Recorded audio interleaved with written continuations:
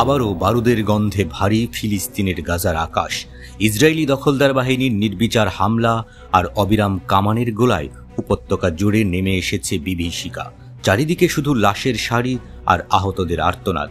রবিবার রক্তপিয়াসু দখলদার ইসরায়েলি বাহিনীর হামলায় বহু নিরীহ ফিলিস্তিনি নিহত হয়েছেন, আহত হয়েছেন আরও অসংখ্য মানুষ। এদিকে দখলবাজদের বিরুদ্ধে এখনও লড়াই চালিয়ে যাচ্ছেন হামাসের সামরিক শাখা আল কাসাম ব্রিগেড।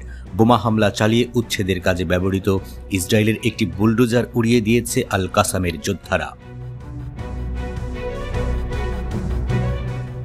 মধ্যপ্রাচ্য ভিত্তিক সংবাদ মাধ্যম আল মানার এক প্রতিবেদনে বলছে, রবিবার গাজা উপত্যকার বিভিন্ন এলাকায় বিমান ও কামান হামলা জোরদার করেছে ইসরায়েলি বাহিনী। হামলা জোরদারের পর ফিলিস্তিনিদের হতাহতের সংখ্যা বেড়েছে। গাজা শহরের আল আহলি ব্যাপিস্ট হাসপাতালের মেডিকেল সূত্র জানিয়েছে, শহরের উত্তর পূর্ব আল তুফা এলাকায় একটি বাড়িতে বিমান হামলা চালায় ইসরায়েলি বিমান বাহিনী। এই হামলার পর 5টি মৃতদেহ এবং একাধিক আহত বেসামরিক নাগরিককে হাসপাতালে আনা হয়েছে। এছাড়া গাজার আল দারাজ এলাকায় জনাকীর্ণ আল জাওয়াইয়া বাজারে বেসামরিক নাগরিকদের উপর ড্রোন হামলা চালিয়েছে।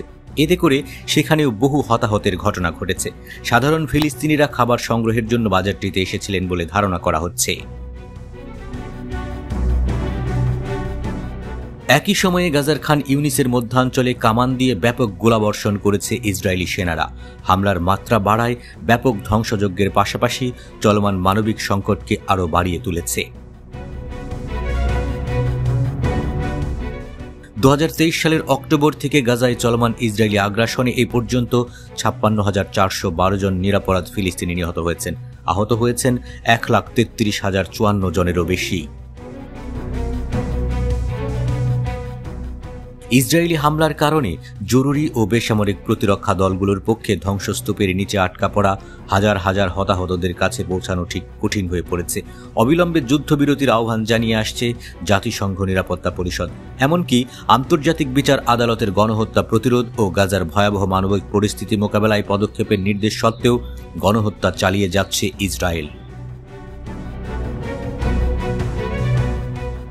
এদিকে এই আগ্রাসনের মুখেও হাল ছাড়ছেন না ফিলিস্তিনি প্রতিরোধ যোদ্ধারা।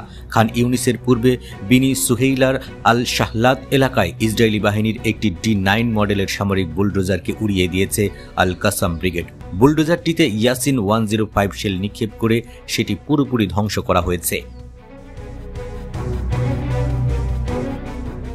এদিকে গাজায় সামরিক অভিযানের ভবিষ্যৎ নিয়ে রবিবার রাতেই বিশেষ আলোচনায় বসবে ইসরায়েলি সরকার ও তাদের সেনাবাহিনী। সংবাদ মাধ্যম ইসরায়েল হায়ম জানিয়েছে, এতে নিরাপত্তা নেতা, সরকারের জোট নেতা ও কৌশলগত বিষয়ক মন্ত্রী রন ডারমার অস্থায়ী যুদ্ধবিরতি নিয়ে আলোচনা করবেন। সংবাদ মাধ্যমটি বলেছে, ইসরায়েলি সেনাপ্রধান ইয়াল জামির সামরিক অভিযান নিয়ে জানাবেন। এতে গাজার কতটুকু অংশ ইসরায়েলি সেনা এবং কতটুকু অংশ হামাসের নিয়ন্ত্রণে আছে সে ব্যাপারে অবহিত করতে পারবেন তিনি।